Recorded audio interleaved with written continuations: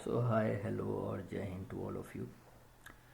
मैं मोहित यादव आपके लिए क्लास 10th का जो कि आने ही वाला है कुछ ही दिनों में उसके लिए एमसीक्यू लेकर के आया हूँ और ये सिखाने की कोशिश करूँगा कि आप उसे कम समय में बिना दूसरे के भरोसे हुए कैसे करें, है ना। अक्सर ये देखा जाता है, अक्सर क्या, लगभग 70 से 80% बच्चे दूसरे के भरोसे ही जाते हैं। और वो 70 से 80% बच्चे जितना समय दूसरे के भरोसे में लगाते हैं, अगर वो 10 मिनट अपने ऊपर लगाएं तो उनके 20 में 20 सही हो सकते हैं, ठीक है ना। तो ये 20 नंबर मेरी कोशिश रहेगी कि अगर आप सीखें तो आगे से बगले ना झाँकें, हाँ कोशिश करें, दूसरे को बताएं और अपना इम्प्रेशन जमाएं, ठीक है ना। पहला क्वेश्चन है, कह रहा है इफ़ 2 की पावर 7 और 3 की पावर 7 मल्टीप्लाई में, ठीक है, और b इक्वल 2 की पावर 3 मल्टीप्लाई 3 की पावर 7, ठीक है। इसमें मांग रहा है वो HCF। दो क्वेश्चन बनते हैं, मैं दोनों को ही इसमें बता दूंगा कि अगर LCM भी आता है तो आपको क्या करना है या HCF आ रहा है तो क्या करना है, ठीक है ना। इधर पे आपका हिंदी में भी लिखा है, ठीक है। कुछ नहीं करना है, अगर HCF मांग रहा है इन दोनों का तो सिंपल, अगर HCF मांगे तो छोटी पावर देखनी है और LCM मांगे तो बड़ी पावर देखनी है। 2 की पावर 7 और 2 की पावर 3, छोटी पावर कौन है, 2 की पावर 3। तो 2 की पावर 3 इस ऑप्शन में नहीं है, 2 की पावर 3 इस ऑप्शन में भी नहीं, 2 की पावर 3 इस ऑप्शन में भी नहीं, एक ही ऑप्शन में था 2 की पावर 3। फिर भी चेक करने के लिए बाकी ऑप्शन या पूरा क्वेश्चन अगर करें, वैसे तो टिक मारने के लिए इनफ था, फिर भी दूसरे को भी चेक कर लेते हैं। 3 की पावर यहाँ पर है 10 और यहाँ पर है 3 की पावर 7, तो कौन सा आंसर होगा, 3 की पावर 7 वाला। दोनों में कौन सी कम है, 3 की पावर 7। 3 की पावर 7 इसमें नहीं है, 3 की पावर 7 इसमें नहीं है, लेकिन इसमें थी, है ना, और इसमें थी। तो आप दोनों जब चेक करोगे तब भी सी लगाओगे, ठीक है। तो ऑप्शन हो गया सी। इसी का उल्टा अगर वो इसमें LCM पूछता तो आपका आंसर क्या आता, तो आपका आंसर आता, दोनों में 2 की पावर 7 और 2 की पावर 3 में कौन बड़ा है, 2 की पावर 7, तो 2 की पावर 7 इसमें है, 2 की पावर 7 इसमें भी है, इन दोनों में नहीं है, तो ये तो नहीं होगा। LCM की बात हो रही है जब तब, ठीक है। 3 की पावर 7 देखनी है, 3 की पावर देखनी है, तो यहाँ 3 की पावर 10 है और यहाँ 3 की पावर 7 है। दोनों में कौन बड़ा है, 3 की पावर 10 वाला। तो कौन सा आंसर होगा, 3 की पावर 10, तो पहले ही आंसर होगा, इसका ऑप्शन ए काम आएगा। लेकिन अगर HCF मांगता तो ऑप्शन सी आता, ठीक है ना। चलिए अब हम अगला क्वेश्चन करेंगे। LCM और HCF इसी तरह ही निकालें, पूरा निकालने की कोशिश ना करें। अगले क्वेश्चन में क्या कह रहा है, काफ़ी आसान, इजी, है ना क्वेश्चन है। कह रहा है a system of linear equation is given by, ठीक है, कुछ लीनियर इक्वेशन दिए, यहाँ लिखा है एक रैखिक समीकरण निकाय है, A1x plus B1y equal C1, A2x plus B2y equal C2। सबसे पहले तो अगर केवल समझ बनानी है, जो कि अब ज़रूरत है नहीं इतनी बनाने की, तो तुम्हें इतना पता होना चाहिए कि ये दोनों लाइन है किस चीज़ की लाइन है, सॉरी दोनों इक्वेशन लाइन की हैं, किसकी हैं, दोनों इक्वेशन लाइन की हैं। कैसे पता चलता है कि पावर, सॉरी ये लाइन की इक्वेशन है कि नहीं है, तो यहाँ तुमको बस पावर देखना है, ठीक है ना। अगर वेरिएबल की पावर 1 है, 1 से ज़्यादा नहीं है, तो कहना कि लाइन की इक्वेशन है, ठीक है। ये सब कोई पूछेगा ही नहीं, मैंने इन जनरल बताया जिसकी अब ज़रूरत नहीं, ठीक है। अब अपने क्वेश्चन पर आते हैं। इसमें लिखा है वेयर, या जहाँ जो है A1/A2 इक्वल B1/B2 है, इन्होंने इतनी बात बोली, तो इसमें से कौन सा ट्रू है हमें बताना है, ट्रू, सत्य, है ना। तो ऑप्शन में दिया है कि unique solution, no solution, infinite number, या नो सॉल्यूशन भी हो या इनफाइनाइट हो, कोई एक हो। तो ये तीन चीज़ें होती क्या हैं वो समझ लो। कुछ नहीं होता, अगर A1/A2 इक्वल B1/B2 ये हो, केवल इतना, ठीक है। नहीं, तीन लोग होते हैं, है ना, तीनों को बताते हैं। अगर A1/A2 equal B1/B2 equal C1/C2 भी है, ठीक है ना। जब तीनों इक्वल हो तो कह देना कोई सॉल्यूशन नहीं है, तो ऑप्शन हमारा बी सही होता, यानी कोई भी हल नहीं है। लेकिन वो यहाँ पर कभी कभी काट देता है ऐसे और कहता है कि A1/A2 और B1/B2 तो इक्वल हैं, लेकिन C1/C2 इक्वल नहीं है। उस केस में तुम कहना कि ये इनफाइनाइट सॉल्यूशन है, यानी ये हो जाएगा सही, यानी अपरिमित रूप से अनंत हल होंगे, है ना। क्या हुआ, जब यहाँ पर, है ना, जब यहाँ पर ये तीनों इक्वल हो तो कोई सॉल्यूशन नहीं। सिंपल याद रख लो, एक याद रख लोगे तो सारे याद हो जाएंगे। जब तीनों इक्वल हो तो कोई सॉल्यूशन नहीं, लेकिन अगर यहाँ पर C1 और C2 को नॉट कर दोगे, है ना, तो यहाँ पर एक सॉल्यूशन, एक नहीं, इनफाइनाइट सॉल्यूशन आ जाएंगे। कितने? इनफाइनाइट सॉल्यूशन, ठीक है। और अगला केस जिसमें कि इस C1 वाले की ज़रूरत ही नहीं है, उसमें C1 वाले की ज़रूरत ही नहीं, यहीं पर नॉट लग जाएगा, यानी A1/A2 ही B1/B2 के इक्वल नहीं है, C1 की तो पहुँचे ही नहीं, क्योंकि A1 और A2 B1/B2 ही आपस में इक्वल नहीं। तो इसको बोलते हैं यूनिक सॉल्यूशन। क्या बोलते हैं? यूनिक सॉल्यूशन, यानी अद्वितीय हल, अनोखा। अब प्रॉब्लम ये थी कि इन जनरल जो बच्चे लगाते या जिन्होंने लगाया होगा, पहले आया है तो वो पता है क्या लगाते हैं, वो कहते हैं अरे A1/A2 इक्वल B1/B2 है, हमने पढ़ा है, तो हम उसमें जो है इनफाइनाइट नंबर लगा दें। या किसी के दिमाग में आ गया होगी ये तो नो सॉल्यूशन में भी होता है, तो कुछ बच्चे बी लगा देंगे, पर ये दोनों ही सही हैं, इसलिए ऑप्शन डी लगाना चाहिए था। इसलिए ऑप्शन जब भी पढ़ें तो एक बार देख लें, ठीक है। अगला क्वेश्चन, अब हम क्वेश्चन नंबर 3 पर आ चुके हैं। एक और आसान क्वेश्चन है, कह रहा है the coordinate of the midpoint of a line segment joining the points A और बी आर, ये हैं, the value of a plus B निकाल। मतलब बिंदुओं a तथा b को मिलाने वाले रेखाखंड के मध्य बिंदु के निर्देशांक ये हैं, तो a प्लस बी का मान ज्ञात करो। जहाँ अगर ये मध्य बिंदु, या हम कहें जो है ये मिड पॉइंट वाला बात आ गया, है ना, मध्य बिंदु, तो सबसे पहले एक लाइन बनाना ऐसे बड़ी सी और कहना ये है मध्य बिंदु या मिड पॉइंट। कंसेप्ट सीखते जाओ तो केवल ये टिक वाले में ही काम नहीं करेगा, आगे अगर 2 नंबर वाले क्वेश्चन भी करना चाहोगे, वैसे तो काम ये 20 में ही चल जाएगा, फिर भी तुम्हें ज़्यादा ही लाने हैं तो फिर कुछ नहीं, है ना। एक पॉइंट यहाँ होता है, एक पॉइंट यहाँ होता है, और ये मिड पॉइंट होता है तो वो भी आता है। उस मिड पॉइंट निकालने का क्या है, यहाँ पर जो होगा यहाँ पर होगा, यहाँ पर भी कुछ होगा, यहाँ पर भी कुछ होगा। इसको x1, इसको y1, इसको x2, इसको y2 कहते हैं, ठीक है। x वाले जोड़ो, आधा कर दो तो ये आएगा, y वाले जोड़ो, आधा कर दो तो ये आएगा। सिंपल। क्या कहा मैंने कहा ये कि कुछ नहीं करना है, x वालों को जोड़ना है। तो देखो ऐसे जोड़ो, कैसे, इधर आओ, 3 और 7 को जोड़ो, x वाले यही हैं। तुमको पता होगा जब भी बिंदु या पॉइंट दिए होते हैं तो 2 लोग होते हैं, है ना, तो उसमें पहले x होता है और फिर बाद में y होता है। तो मैं पहले वाले को x बोल रहा हूँ, बाद वाले को y बोल कर रहा हूँ, होता ही है, ठीक है। तो 3 और 7 को जोड़ा तो हुआ 10, 10 का आधा होता है 2, लिख लिया। और y वाले जब जोड़ोगे तो -1 और 5 को जोड़ोगे तो आएगा 4, 4 का आधा होता है 2, ठीक है ये भी। लेकिन हमें ये निकालने नहीं थे, निकालने होते तो हमारा 2,2 आंसर हो जाता, है ना। हमको ये निकालने नहीं थे, इन्होंने खुद दे रखे हैं मिड पॉइंट, कितने, 5a, 2b, 5a, 2b। तुम्हें लग रहा होगा कि 5a की जगह x लिखा है या x की जगह 5a लिखा है, और वो हम निकाल चुके हैं कितना, 2a, तो 5a यहाँ आना चाहिए, यानी 5a ही 2 है ना। तो यहाँ से a की वैल्यू क्या आ जाएगी,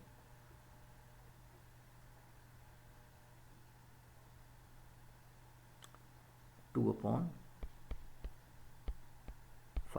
है ना।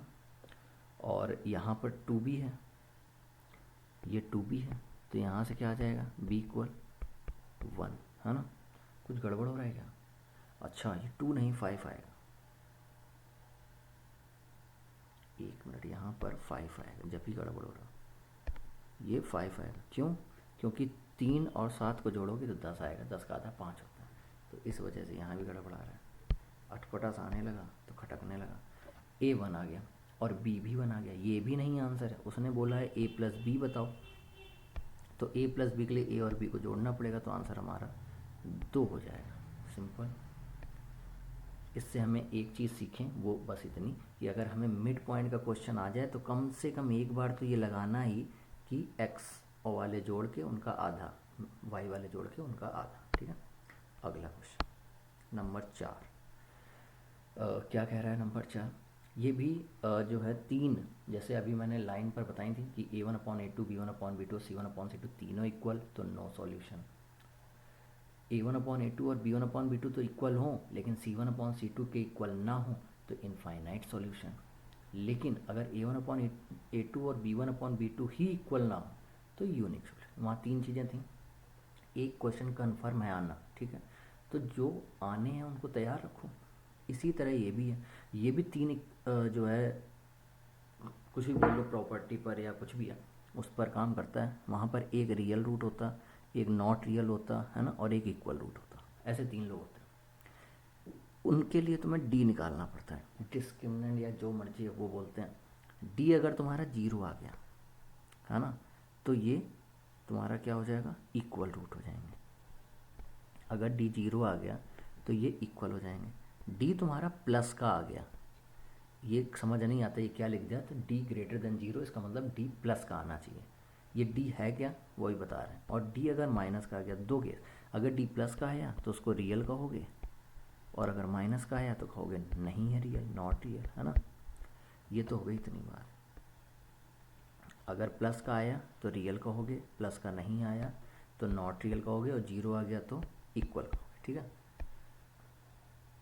डी है क्या, डी का फॉर्मूला है D equal B² minus 4AC। ठीक है। अब ये ABC क्या है, तो उसके लिए तुमको ये इक्वेशन दिख रही है, ये समीकरण दिख रहा है, तो तुरंत इस समीकरण को AX² plus BX plus C बराबर 0 से क्या कराओ, तुलना, कंपेयर कराओ।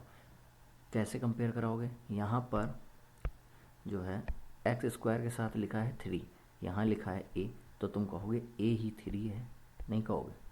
यहाँ पर x वाला कोई है ही नहीं, यहाँ पर है तो x वाला कोई नहीं तो b 0। यहाँ पर बिना x वाला 12 है, यहाँ बिना x वाला c है, तो c है क्या, 12। ख़त्म, इतनी सी बात। ABC पता चल गए। अब तुम इस इक्वेशन ये जो आया है इसमें रख दो, B² करना है तो b का स्क्वायर यानी 0 माइनस 4 का a का और c का मल्टीप्लाई, 4 का मल्टीप्लाई a में यानी 12, 12 का मल्टीप्लाई 12 में यानी 144 हुआ। माइनस करोगे तो माइनस का 144 आएगा, जो कि माइनस में आ रहा है, यानी not real root is the answer. कोई भी वास्तविक मूल नहीं है। सिंपल था। हाँ, यहाँ जो सीखने वाली बात थी, इसी में तुम्हारा अगर प्लस का 44 आ जाता, सॉरी प्लस का 144 आ जाता, या 44 जो भी है प्लस में आता, तो तुम कहते ये रियल है। अगर 0 आता तो तुम कहते ये इक्वल है ना। रियल और इक्वल ही कहते हैं, ठीक है, रियल इक्वल कह देना, पर इसका आंसर है नॉट। अगला क्वेश्चन, अगला क्वेश्चन हम लोग हैं नंबर 5 पे। एक ट्रायंगल दिख रहा होगा और काफ़ी फेमस है। इसका 3 नंबर का क्वेश्चन आता है, उसको BPT के नाम से फेमस किया हुआ है। फेमस क्या किया हुआ है, फेमस है, और कुछ है नहीं इतना जितना बड़ा नाम है इसका। बेहद आसान और सुलभ है। सबसे पहले तो तुम ये समझो कि इसका भी एक क्वेश्चन बिल्कुल फिक्स आना ही आना तय है। करते क्या है वो देख लो। करते ये हैं कि जब भी ऐसा ट्रायंगल तुम्हें मिले, जो है ऐसा ट्रायंगल दिखे और बीच में ये लाइन हो ऐसे वाली, है ना, तो तुरंत समझ जाना कि हमें यही करना जो हम करने वाले हैं। क्या, तुरंत ये अपॉन ये इक्वल ये अपॉन ये करने लगे। क्या कहा, फिर से समझो। ये जो लाइनें बनाई इसका मतलब ये है AD upon AB, AE upon AC, ये करना बस। ठीक, पहला काम तो यही होना चाहिए। क्वेश्चन कैसे देता है मैं वो भी बता दूं कि ऐसे ट्रायंगल बना के देगा तुम्हें, ठीक है, और बीच में ऐसे लाइन खींच देगा। यहाँ बोल देगा कि ये 2 है जो है, और ये 5 है ना, और यहाँ भी दे देगा ऐसे कि ये 3 है। तो यहाँ ये पूछ लेगा ये बताओ, तो वही करोगे क्या, 2 अपॉन पूरा कितना 7 इक्वल 3 अपॉन पूरा कितना 3 प्लस एक्स। सॉल्व करके एक्स की वैल्यू निकाल दो, सिंपल है। अच्छा, ये तो हो गई जो है मेरे क्वेश्चन की बात, मैंने अपने मन से लिया था। मैंने जस्ट ये बताने के लिए लिया कि एक क्वेश्चन तय है आना, वो अब 1 का आता है, 2 का आता है, 3 का आता है, वो डिपेंड करता है। लेकिन तुम्हें इस तरह का डायग्राम मिले तो एक बार दिमाग में ये ज़रूर लाना कि कहीं इसमें ये A D upon A B, A E upon E C वाला कंसेप्ट तो नहीं लग रहा है ना। अब जो यहाँ इन्होंने सीधे सीधे जो है कंडीशन पूछी कि कौन सी सही है, तो हम चेक करें तो यहाँ पहले में लिखा है A D upon A B equal A E upon E C E, तो थोड़ा सा मिस्टेक हो गया है ना, ये सी ई तुमको गलत नहीं लग रहा। दूसरे में देखो A D upon A B तक तो ठीक है, ए ई अपॉन ए सी, हाँ ये सही लग रहा है। तीसरे में देखो A D upon B D, ये भी होती है, ध्यान से देखो A D upon B D चल जाएगा, और ए ई अपॉन फिर ई सी होना चाहिए, तो ए ई अपॉन ए सी लिख दिया तो ये गलत हो गया। चौथे में क्या है, A D upon A B इन्होंने लिया, लेकिन इधर ए ई अपॉन ए सी अपॉन ए ले लिया, उल्टा ले लिया, तो ये भी गलत हो। हमारा answer B is the right answer. समझ गए, एक क्वेश्चन आना तय है इस पर भी। अगला क्वेश्चन, क्वेश्चन नंबर 6 कह रहा है a line which intersect a circle, यानी एक लाइन है जो सर्कल को इंटरसेक्ट कर रही है इन 2 डिस्टिंक्ट पॉइंट, उसको क्या कहते हैं। एक रेखा जो एक वृत्त को 2 भिन्न बिंदुओं पर काटती है, क्या कहलाती है। काटती है शब्द मोस्ट इम्पोर्टेंट है ना, मोस्ट क्या होता है, कुछ नहीं, ज़्यादा इम्पोर्टेंट है ना, मोर इम्पोर्टेंट देन कुछ भी होगा।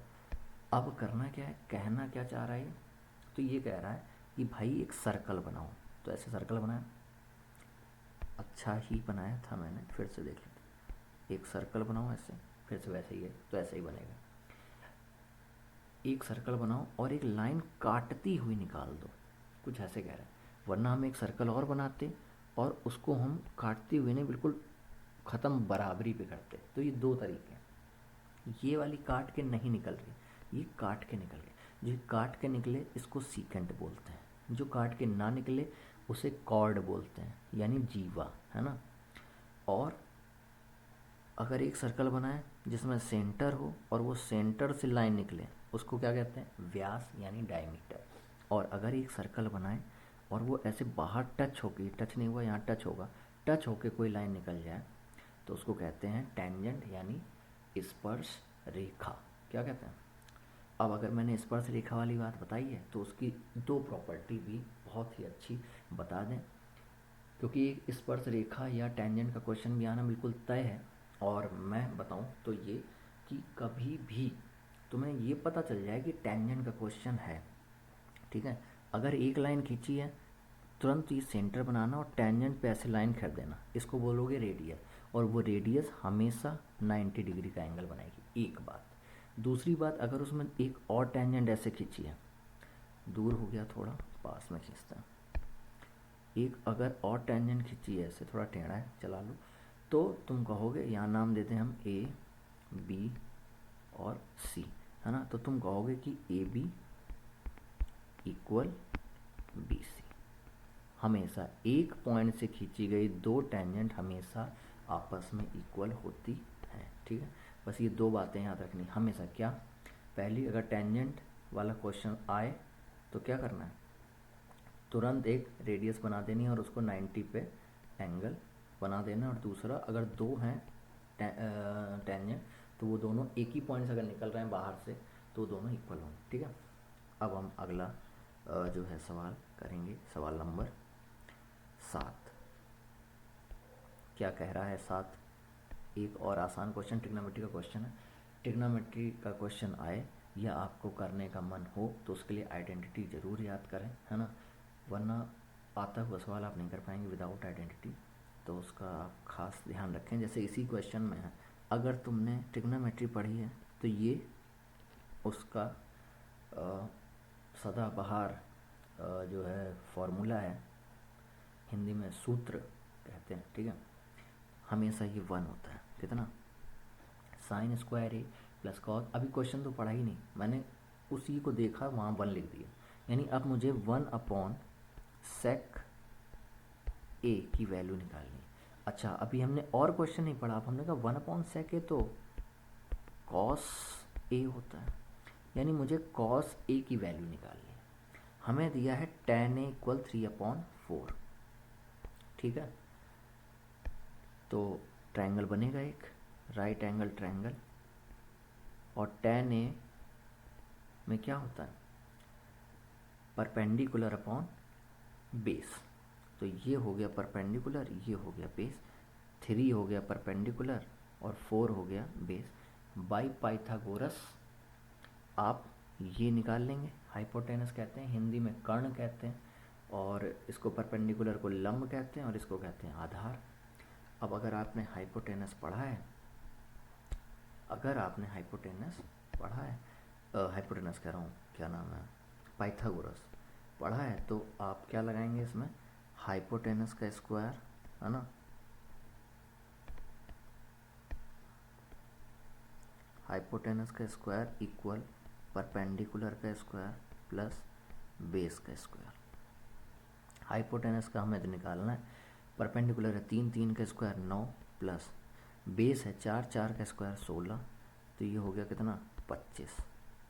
हाइपोटेनस का स्क्वायर आ गया कितना? 25, तो h इक्वल यानी हाइपोटेनस कितना आ जाएगा? 5, तो यहाँ हो जाएगा 5, है ना।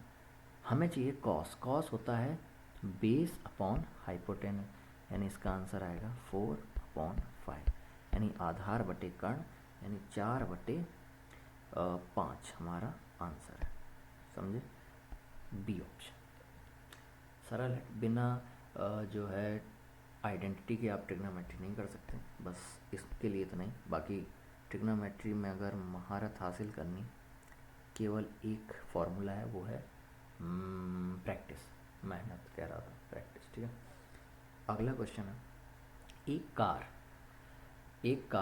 एक 30 मीटर ऊंची मीनार के आधार से दूर जा रही है। इतना पढ़ के ही पता चल जाना चाहिए, मीनार है ना, टावर हो, तो ये पक्का ट्रिग्नोमेट्री का हाइट एंड डिस्टेंस वाला क्वेश्चन है ना, जिसमें एक डायग्राम बनता है 90 डिग्री का ट्रायंगल, और बस फिर वही सब लगता है। 90 बल्कि 95% केसेस में जो है tan ही लगता है। 5% के केसेस में बहुत किस्मत आपकी ख़राब रही तो ही कुछ और आता है, वरना tan ही लगता है। tan यानी कि परपेंडिकुलर अपॉन बेस, यानी लंब बटे आधार, है ना। तो सबसे पहले हम इसका चित्र बनाएंगे। कह रहा है कार है, 30 मीटर ऊंची मीनार है, तो सबसे पहले मीनार बना लेते हैं। ऐसे ये मीनार ये रास्ता होगा, यहाँ होगी कार, है ना। जब ये कार एक मीनार के आधार से 10.3 ये 10√3 है दूरी पर है, तब इससे मीनार के शिखर का उन्नयन कोण 30 मीटर की ऊंचाई है मीनार की। तो हमें ये निकालना है, क्या? ये एंगल। तो तब तो हमने पहले ही कहा था कि हमेशा tan लगता है। क्यों लगता है? ये 90 डिग्री है, ठीक है। तो परपेंडिकुलर यानी लंब बटे आधार, लंब और आधार किस में होते हैं? tan में और cot में। अगर तो tan ज़्यादा आसान रहता है तो हम tan लगाएंगे, तो tan थीटा इक्वल 30 यानी लंब बटे आधार यानी 10√3। नीचे √3 कभी रखते नहीं, तो ऊपर नीचे का √3 का क्या करा दो? मल्टीप्लाई, है ना। तो क्या आएगा? ऊपर आ जाएगा 30√3 और नीचे क्या आएगा? 10 मल्टीप्लाई √3 इंटू √3 3, 0 से 0 कटा, 3 से 3 कटा, तो क्या आ गया? √3। अब यहाँ है tan, यहाँ है √3, तो अगर इधर tan है तो उधर भी ये किसी में tan का ही होना चाहिए। तो √3 में tan की वैल्यू होती है tan 60 की, तो बस थीटा ही हमारा क्या है? 60, तो 60 हमारा आंसर है। समझ गए? सिंपल था, मैंने बता दिया। 95% में आपको tan ही मिलेगा, tan, ये वाला tan नहीं, ठीक है। अगला क्वेश्चन नंबर 9 कह रहा when degree measures of an angle subtended by an arc at the center of a circle is 90 degree. The area of the corresponding sector of the circle of radius r is, यानी त्रिज्या r वाले वृत्त पर, देखो पूरा question नहीं पढ़ा, हमको पता चला कि वृत्त का क्वेश्चन है, सर्कल, तो एटलीस्ट हम सर्कल तो बना ही सकते हैं। कुछ नहीं आता तो हम सर्कल तो कम से कम बनाएं, ठीक है, अच्छा बन गया। अब दो बातें, हिंदी में कहते हैं चाप और इंग्लिश में कहते हैं आर्क। होता क्या है, अगर ये सर्कल है, ठीक है, एक टुकड़ा, इसको कहते हैं आर्क, ऐसे समझ लो बस, ठीक है, इसको क्या कहते हैं, आर्क। तो कह रहा है त्रिज्या आर वाले वृत्त पर जब एक चाप वृत्त के केंद्र पर 90 डिग्री का कोण बनाता है तो संगत वृत्त के त्रिज्य खंड का क्षेत्रफल, यानी हमको एरिया ऑफ करस्पॉन्डिंग सेक्टर निकालना। अब यहाँ से दो बातें सीखो, ये एक होता है त्रिज्य खंड हिंदी में, और इंग्लिश में सेक्टर कहते हैं, और एक वर्ड और है सेक्टर में, उसको कहते हैं सेगमेंट। इन दो के अलावा इस चैप्टर कह रहा हूँ, मतलब इस एक कोई एक्सरसाइज है उसमें यही दो हैं चीज़ें जो आती हैं, इसके अलावा कुछ भी नहीं आता। वो लगे हाथ सीख लो, भले टिक वाला क्वेश्चन है, एमसीक्यू है, फिर भी आप सीख लें तो बेहतर रहेगा। वो ये है कि इस तरह आपका एक सर्कल होगा, है ना, ये होगा सेंटर, और सेंटर से ऐसे दो लाइन होगी, ठीक, ये रेडियस है, इसका नाम जैसे ए और इसका बी और इसका ओ है, ठीक है। तो ये जो पोर्शन दिख रहा है आपको, ये है ना, इसको कहते हैं सेक्टर या त्रिज्य खंड। पिज़्ज़ा जैसे कभी आपने खाया होगा, खाया ही होगा, है ना, तो उसका एक टुकड़ा है, अगर इस टुकड़े को बाहर करें तो वो ऐसा कुछ दिखेगा, ठीक है, इसको कहते हैं सेक्टर। अब सेक्टर में बड़े ध्यान से देखो, यहाँ एक एंगल बन रहा है, उसको कहेंगे एंगल थीटा, ठीक है। तो यही ये आर्क है जो कहाँ बना रही है, सेंटर पे एंगल बना रही है, कितने का, 90 का। तो जो ये कह रही है ना 90, तो वो एंगल कितने का यहाँ बन रहा है, 90 डिग्री का। आपसे इन जनरल इसका एरिया पूछा जाता है, और इसमें भी पूछा गया, तो उसका फॉर्मूला होता है क्या, theta upon 360 pi are square. अब अगर थीटा 90 है तो 90 अपॉन 360, और आर के बारे में कुछ दिया नहीं, और हम देख रहे हैं चारों ऑप्शन में pi are square pi are square pi are square आ रहा है, तो पाई की वैल्यू भी नहीं रखते हैं, पाई आर स्क्वायर 90 से 4 बार में कट जाएगा, यानी आएगा हमारा pi are square upon 4, pi are square upon 4। दूसरी बात जो बताएं, ये तो सिंपल सा आंसर हो गया। इसी में अगर वो थोड़ा और कैलकुलेटिव बनाना चाहते तो आर की भी वैल्यू दे देते, आपको वो निकालना होता, ठीक है। अब मैं जो इसमें बताना चाह रहा हूँ वो ये कि अगर जो है क्वेश्चन आ जाए किसका, सेगमेंट का, है ना, तो उसके लिए क्या करना है, या आर्क लेंथ भी क्या होती है वो भी लगे हाथ यहीं बता देते हैं, पूरा सब कुछ खत्म हो जाएगा इसी में, ठीक है। ऐसे समझो कि सब कुछ सीख जाओगे, लगभग सीख जाओगे, है ना, कि एक पेपर को अटैम्प्ट तो कर ही लोगे। कि अगर एक ये सर्कल है, एक हमने सर्कल बनाया, ठीक है, इस सर्कल में ये ऐसे करके हमने क्या बनाया था, सेक्टर, ठीक है, इसको तो सेक्टर कहते हैं। लेकिन अगर ये बीच से अगर ऐसे लाइन खींचते हैं तो ये जो नीचे पोर्शन बन रहा है इसको कहते हैं सेगमेंट, इसको क्या कहते हैं, और हिंदी में कहते हैं वृत्त खंड, यानी वृत्त का एक टुकड़ा, ठीक है।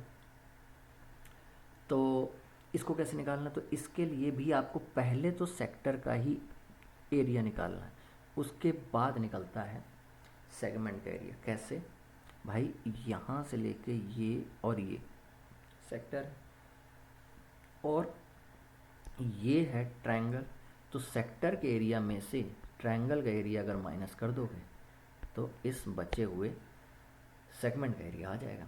अब यहाँ पर भी 3 तरह के क्वेश्चन आते हैं, ठीक है, 2 जाने हैं आप।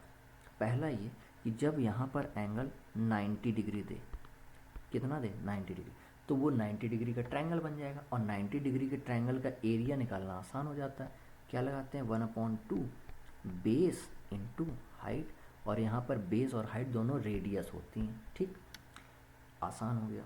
दूसरा, जब यहाँ पर 60 डिग्री का एंगल बना के दे, कहे 60, तब क्या है, तब ये जो ट्रायंगल के बाकी बचे 2 एंगल होंगे वो भी 60 ही होंगे, तो तब भी इसका एरिया आसान होता है। उसका एरिया होता है √3/4 और साइड का स्क्वायर। ये 2 ही तरीके आप जानें, आपको जैसे ही, और यही दिखेगा ही। आप अगर लगाते हैं 3 नंबर में क्वेश्चन इन जनरल आता है, जो कि आता ही है, तो बस यही आता है। अगर टफर साइड आएगा तो वरना वो इजी पूछेगा, तो आपसे सेक्टर का एरिया पूछेगा, वो सिंपल है, θ/360 इंटू πr²।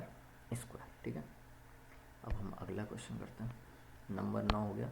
अब नंबर 10 क्या कह रहा है, the value of x for which class mark. ये क्वेश्चन आ गया क्लास मार्क का। ठीक है, यानी हिंदी में वर्ग अंतराल कहते हैं, और हमें एक्स की वैल्यू निकालें। सुनो, क्लास मार्क होता क्या है? क्लास मार्क होता है, जैसे ऐसे देता है कि 10 से, अपने से ले रहा हूँ, 10 से 20 और क्लास मार्क निकालना है, तो इसको 10 को और 20 को जोड़ो और उसका कर दो आधा।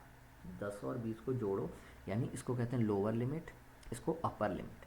निम्न सीमा उच्च सीमा दोनों को जोड़ो, उसका करो आधा, आ जाएगा तुम्हारा क्या, क्लास मार्क। अब पढ़ते हैं क्वेश्चन। क्वेश्चन में कह रहा है the value of x for which class mark of the class interval. अच्छा, क्लास मार्क को वर्ग अंतराल नहीं कहते, है ना, इसको कहते हैं वर्ग चिन्ह। देख लेना हिंदी में थोड़ा, मेन है क्लास मार्क याद रखो तो ज़्यादा बेहतर याद रहेगा। और तुम्हें दिया कितना, 30 से x। ये 30 माइनस एक्स नहीं, सबसे पहले तो कन्फ्यूज़न यही है कि ये 30 माइनस एक्स नहीं है, ये 30 से x है। ये लोअर लिमिट है, ये अपर लिमिट है। इन दोनों को जोड़ोगे 30 + x और उसका आधा करोगे तो क्या आ जाएगा, ये आ गई तुम्हारी क्लास मार्क आ गया। और क्लास मार्क इन्होंने दिया है कितना, 36। तो इक्वल में क्या लिख दोगे, 36। ये 2 का इधर मल्टीप्लाई हो जाएगा, तो 30 + x बराबर 72। ये 30 उधर माइनस हो जाएगा जा करके, तो x इक्वल कितना आ जाएगा, 42। हमारा आंसर है 42। इजी था, ठीक है, इसमें यही आता है। और जैसा देखा है कि क्लास मार्क का भी एक क्वेश्चन आता ही आता है। नंबर 11 कह रहा, a number is chosen at random from the number, ये सारे, the probability that square of this number is less than और इक्वल टू 1। यानी संख्याएं ये जो हैं, इनमें से यादृच्छया एक संख्या चुनी गई है। इस चुनी गई संख्या के वर्ग के 1 या 1 से कम होने की प्रायिकता निकालिए। सबसे आसान चैप्टरों में से ये एक चैप्टर है। इन जनरल मैं बता दे रहा हूँ, अगर प्रायिकता का या प्रोबेबिलिटी का क्वेश्चन आए, ठीक है, पत्ते वाला यानी कार्ड वाला एक क्वेश्चन आता है, या कॉइन वाला क्वेश्चन आता है, और या फिर डाइस वाला क्वेश्चन आता है, और या फिर इस तरह, बस ये 4 टाइप हैं।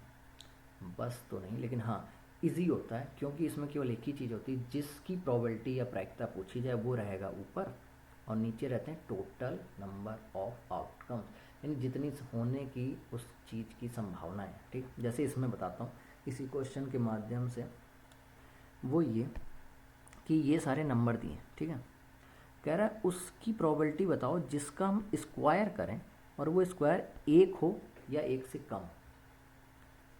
तो हम बारी बारी से करते हैं। -3 का करोगे तो 9 आएगा, स्क्वायर 1 से तो कम नहीं है। 2 का करते हैं, -2 का, तो 4 आएगा, ये भी 1 या 1 से कम नहीं। -1 का करते हैं तो 1 आता, सही है। 0 करते हैं, 0 आता है, ये भी ठीक चल जाएगा। फिर 1 का करते हैं, 1 ठीक है। 2 का करते हैं, 4 आएगा, नहीं चलेगा। 3 का 9, यानी ये 3 चल जाएंगे। यानी 3 नंबर ऐसे हैं, कितने में से, टोटल हैं 1 2 3 4 5 6 7, 7 में से आंसर है ये। बताओ क्या कठिन था, कुछ भी कठिन नहीं था, ऐसे ही आता है प्रोबेबिलिटी का क्वेश्चन। नंबर 12 एलसीएम इसमें ही पूछ रहा है, लेकिन ये उस तरह पावर आवर वाला नहीं है, आपको एलसीएम निकालना आना चाहिए। किसका निकालना है एलसीएम, हमें निकालना है स्मॉलेस्ट ऑड प्राइम नंबर और ग्रेटेस्ट 2 डिजिट नंबर। तो ग्रेटेस्ट 2 डिजिट नंबर यानी सबसे बड़ी संख्या तो होती है 99, अगर तुम्हें पता हो, और स्मॉलेस्ट ऑड नंबर तो होता है क्या, सबसे छोटा, ऑड नहीं, ऑड प्राइम नंबर, अभाज्य भी हो, विषम भी हो, अभाज्य भी हो। अभाज्य में ऑड बोलता तो 1 चल जाता, लेकिन अभाज्य भी यानी प्राइम भी चाहिए तो 3 चलेगा। और इन 3 और 99 का जो एलसीएम आएगा वो 99 यानी 99 आएगा। एलसीएम कैसे निकालते हो? अब निकाल लेना यार, एलसीएम नहीं आता। 3,99 ऐसे करते हैं ना, 3 से काटेंगे 1 बार, 33 बार, फिर 3 से काटते हैं 1, 11, फिर 11 से काटते हैं 1, 11, 33, 33, 99 का आंसर। अगला क्वेश्चन नंबर 13 कह रहा है if one root of the quadratic equation ये इज़ 1। पहले तो क्वेश्चन पढ़ना ही आना चाहिए। यदि द्विघात समीकरण x² - 4x + 3 = 0 का एक मूल 1 है। हिंदी में तब भी समझ में आया है, इंग्लिश में जो नहीं पढ़ते क्वेश्चन को तो उन्हें समझ नहीं आता। इसमें 1 रूट इज 1 ये ऐसे लिखा है, बीच में क्या लिखा है मत पढ़ो, है ना। 1 रूट इज 1, एक रूट 1 है, ऐसा कुछ कहना चाह रहे हैं। तो जो अब इस टाइप में भी एक क्वेश्चन आता है, और कौन सा आता है पहले वो मैं बताऊँ। तो उसमें ऐसा ही सेम टू सेम क्वेश्चन बोलेगा कि 1 रूट ये है और फाइंड के। तो उसमें जो बोले ना कि ये रूट है तो उसमें x की जगह वो रख देते हैं। जैसे यहाँ 1 बोला है ना तो x की जगह 1 रख देते हैं। लेकिन तब जब वो k पूछे, m पूछे, p पूछे, इसी में कहीं लगा होगा बीच में। लेकिन यहाँ तो इन्होंने ऐसा कुछ पूछा ही नहीं। यहाँ तो इन्होंने पूछा कि एक रूट तो 1 है, दूसरा बताओ। एक रूट तो 1 है, दूसरा बताओ। तो वो कैसे बताएं? तो वो और आसान है, हम ऑप्शन से ही करेंगे। हमने मान लिया मेरा आंसर है 4। 4 को ज़रा इस इक्वेशन में रखो, तो 4 का स्क्वायर 16 माइनस 4 चौको 16 और प्लस 3, ये कट गया, 3 आया, 0 आया क्या? नहीं, तो ये आंसर है। -4 भी नहीं रखेंगे, जब 4 से नहीं आया तो -4 से भी नहीं आएगा, है ना, बढ़ता चला जाएगा। तो ये भी नहीं है। 3 रखते हैं, 3 रखेंगे तो आएगा 9 - 12 + 3, 9 3 12, 12 से माइनस होकर के 0, यानी यही हमारा आंसर है। हमने वैल्यू रख करके देख लिया। दूसरा तरीका ये है कि आप इस द्विघात समीकरण के को मिडिल टर्म स्प्लिटिंग से सॉल्व करो। वहाँ से x की 2 वैल्यू आएंगी, एक यही 1 आ जाएगी और एक आपकी 3 आएगी। करके देख लेना। लेकिन क्योंकि ये टिक वाला क्वेश्चन तो इसी तरह करना ज़्यादा सही है।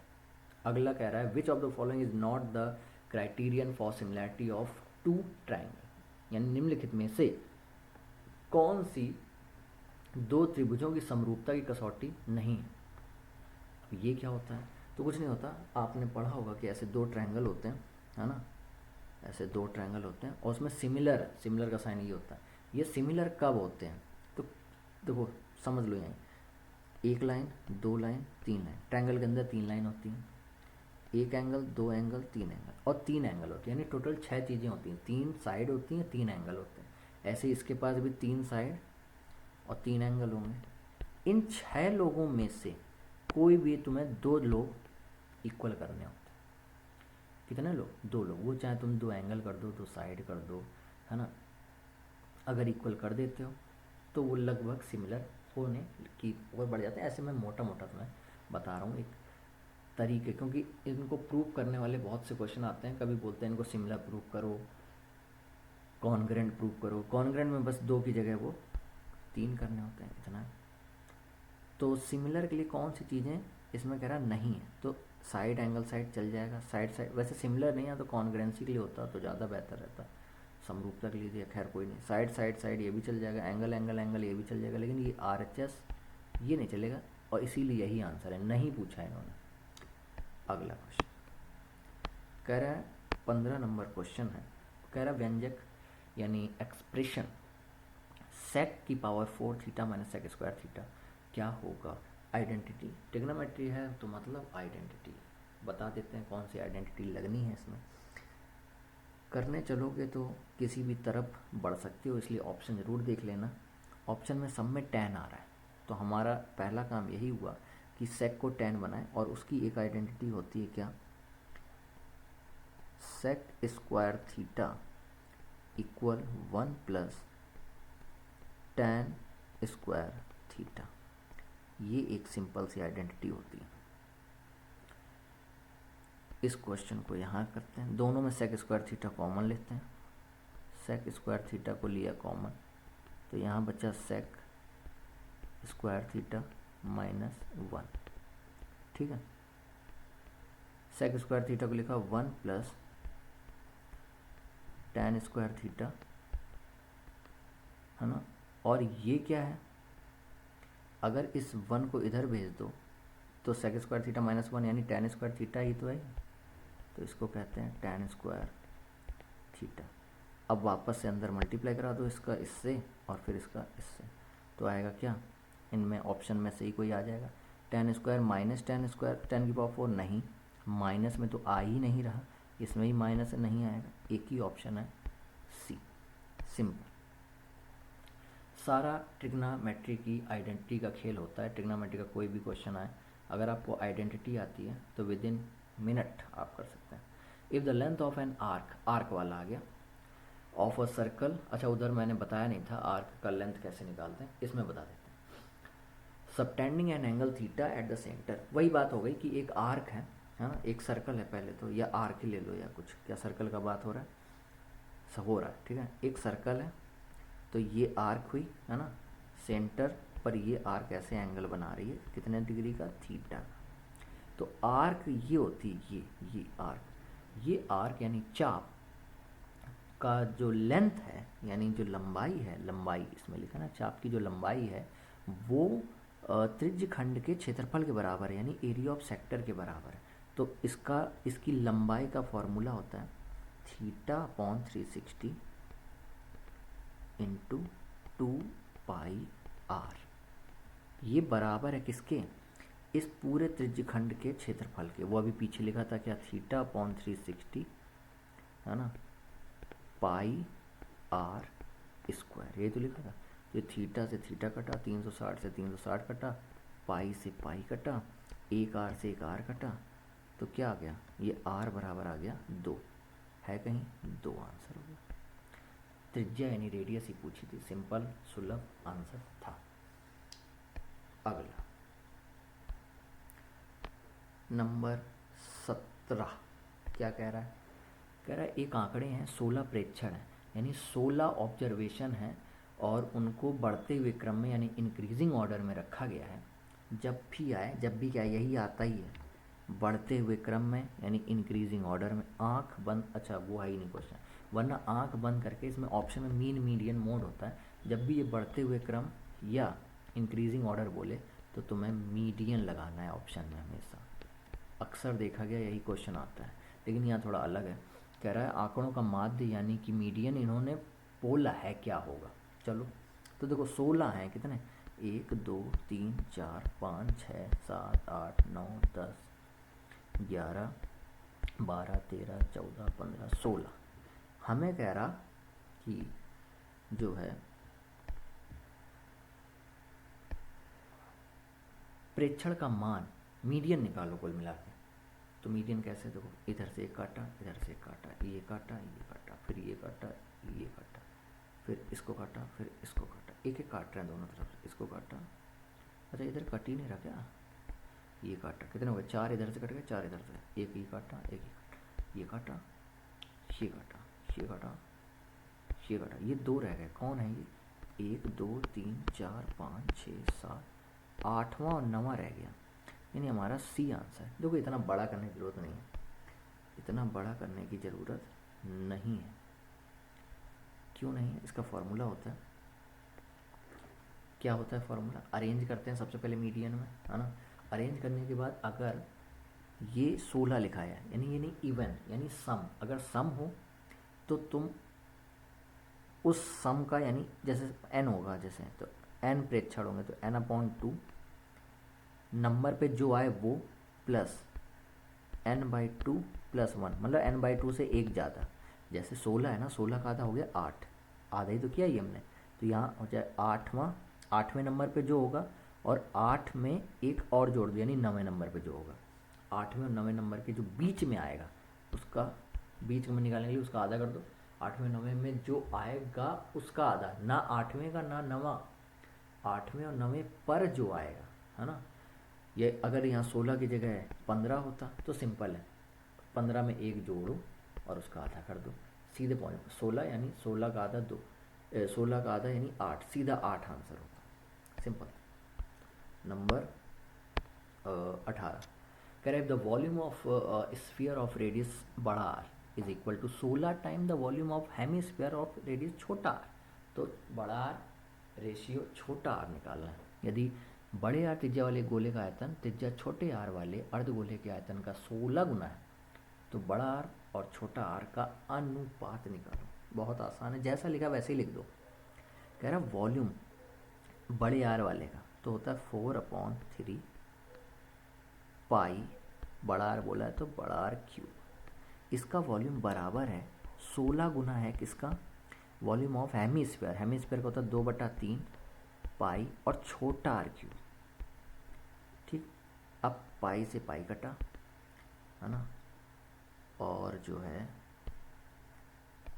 पाई से पाई कट गया, 3 से 3 कटा, 4 से 16 कटा 4 बार में, तो बचा क्या वो लिख लेते हैं, आर की पावर 3 इधर बचा और इधर बचा 4 दूनी 8 आर की पावर 3। ठीक है, दोनों तरफ से क्यूब रूट लोगे तो इधर की पावर 3 हटाओगे तो आर आएगा। इधर 8 भी किसी की पावर 3 ही है, वो है 2, तो यहाँ 2 आएगा और इसकी पावर हट जाएगी तो यहाँ आर आ जाएगा। अगर हमें आर इधर लिख लो, क्या निकालना है, आर अपॉन आर निकालना है, तो यहाँ 2 रह जाएगा, इसके नीचे कुछ नहीं तो 1 लगा, तो 2:1 क्या कहीं है, तो कहोगे हाँ ऑप्शन बी में दिख रहा है। सिंपल था, है ना, सिंपल ही था। अगला